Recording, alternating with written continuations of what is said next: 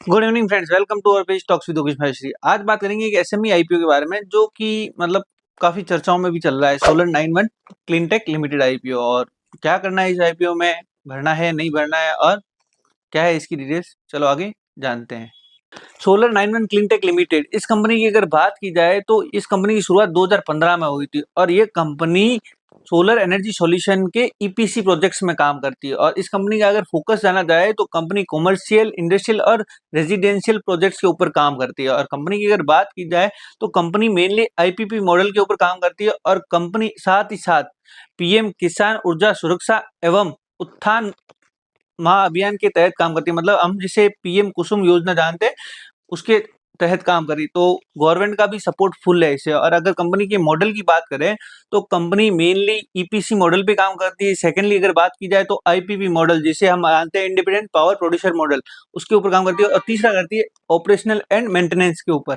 ये तो हो गई कंपनी की डिटेल्स। अब जानते हैं आईपीओ की डिटेल्स। आईपीओ ओपन हो रहा है 24 दिसंबर को और क्लोज होगा 27 दिसंबर को, जिसके अलॉटमेंट की डेट है 30 दिसंबर और जिसके लिस्टिंग की डेट है 1 जनवरी 2025, मतलब न्यू ईयर के दिन। और अगर बात की जाए इसकी आईपीओ की साइज की तो 106 करोड़ का आईपीओ का साइज है, मतलब ओके ओके है, छोटा भी नहीं है। और अगर बात की जाए इसके प्राइस बैंड की तो 185 से 195 रुपए के बीच का प्राइस बैंड है। और अगर बात की जाए इसके लॉट साइज की तो 600 शेयर का लॉट है। और बात की जाए मिनिमम अमाउंट रिक्वायर की तो 1,17,000 रुपए एक लॉट के लिए चाहिए। और अगर बात की जाए इसके रिटेल पोर्शन की या एचएनआई पोर्शन की तो रिजर्वेशन कोटे में 50% क्यूआईबी के लिए फिक्स रखा है और रिटेल के लिए 35% और एचएनआई या एनआईआई के लिए 15%। और बात करें प्रमोटर होल्डिंग की तो प्री आईपीओ प्रमोटर होल्डिंग 70% के आसपास है और पोस्ट आईपीओ 51% के आसपास हो जाएगी। और बात की जाए इस इश्यू के पीछे के ऑब्जेक्टिव की तो कंपनी कैपेक्स करना चाहती है कहाँ, अपनी ही सब्सिडरी कंपनी में सोलर प्रोजेक्ट लगाना चाहती है। आईपीपी मॉडल मतलब इंडिपेंडेंट पावर प्रोड्यूसर मॉडल लगाना चाहती है। और अगर सेकेंड बात की जाए तो कंपनी अपनी वर्किंग कैपिटल के लिए ये अमाउंट ले रही है। और थर्ड अगर बात की जाए जो हर कंपनी में होती है जनरल कॉर्पोरेट पर्पज। और अगर बात की जाए इसके रजिस्ट्रार की तो माँ शीतला सिक्योरिटी प्राइवेट लिमिटेड इसका रजिस्ट्रार है।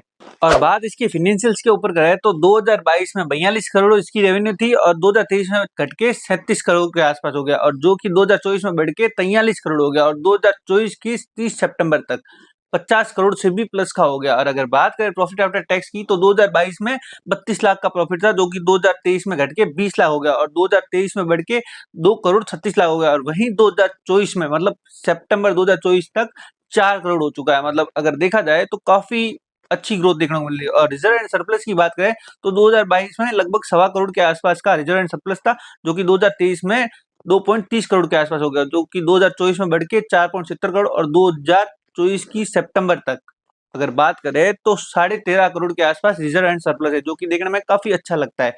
और अगर बात करें ईयर ऑन ईयर बेसिस की तो रेवेन्यू में ग्रोथ आई है 14% के आसपास और प्रॉफिट में ग्रोथ आई है 1060%। मतलब काफी अट्रैक्टिव लग रही है ग्रोथ। वहीं अगर केपीआई की बात करें तो केपीआई में आरओई आ रहा है 0.50 पे और आरओसी आ रहा है 25.81 पे। और अगर वहीं बात करें डेब्ट टू इक्विटी 2.30, मतलब काफी हाई लगता है, लेकिन इन जैसे बिजनेस में या इस सेक्टर में हमेशा डेब्ट टू इक्विटी हमेशा हाई होता है। और बात करें रिटर्न ऑन नेटवर्थ की तो 49.5%, मतलब काफी अच्छा दिख रहा है। और बात करें पेट मार्जिन की तो 5.5% के आसपास, मतलब ओके ओके।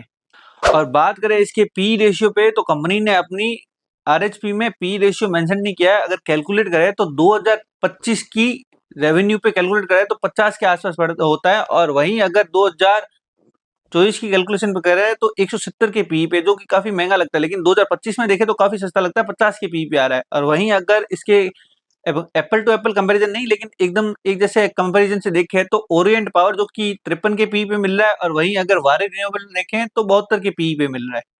अब बात करते हैं इसकी स्ट्रेंथ और वीकनेस के ऊपर। स्ट्रेंथ की बात की जाए तो इसकी वाइड जियोग्राफिकल रीच है, इसकी जियोग्राफिकल रीच अच्छी है। और अगर सेकंड बात की जाए तो इनोवेटिव क्लस्टर बेस्ड मॉडल है, इनका बेस्ड मॉडल आईपीवी बेस्ड है, जो कि स्टेबल भी है और उसके साथ फ्लेक्सिबल भी है।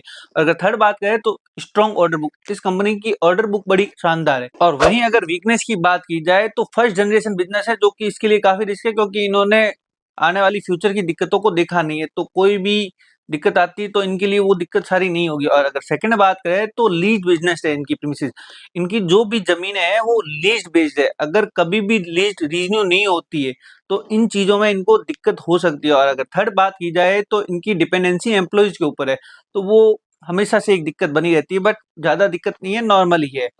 बात करें जीएमपी की और लगाना है नहीं लगाना है, तो अगर जीएमपी देखा जाए तो 100 रुपए के आसपास चल रही है, मतलब 50%, 195 रुपए में शेयर आ रहा है और 295 के आसपास लिस्टिंग की संभावना है। तो मतलब देखा जाए तो डिसेंट लिस्टिंग गेन है, अच्छा लिस्टिंग गेन दे रहा है। और लगाना है नहीं लगाना, मैं पर्सनली अपने सारे अकाउंट से लगाऊंगा। रीजन, क्योंकि फ्यूचर ही सोलर की तरफ जा रहा है, तो उधर जाना सेफ भी है, और दूसरा एक डिसेंट सा अच्छा सा लिस्टिंग गेन मिल रहा है, जो कि काफी अच्छा है। और मुझे लगता है कहीं ना कहीं ये डबल होने की भी संभावना रखता है, मतलब 195 के आसपास है, 400 के आसपास भी लिस्ट होने की संभावना रखता है। मेरा आइडिया है, I am not sure, but हाँ संभावना है। तो एसएमई को लेकर अभी वैसे भी कम आईपीओ है, तो ये आईपीओ काफी धूम मचा सकता है, और सोलर सेक्टर का है, सबसे बड़ी चीज है, और फ्यूचर भी सोलर का ही है, we all know. Thank you friends for watching us, and if you like our video please like, share and subscribe, and if you have any suggestion please put in the comment section. I am requesting to you, please comment comment comment, क्योंकि आपके comment से ही इस video की reach बढ़ेगी। अच्छा है या बुरा है या कुछ भी सजेशन है, please share and like subscribe also. Thank you.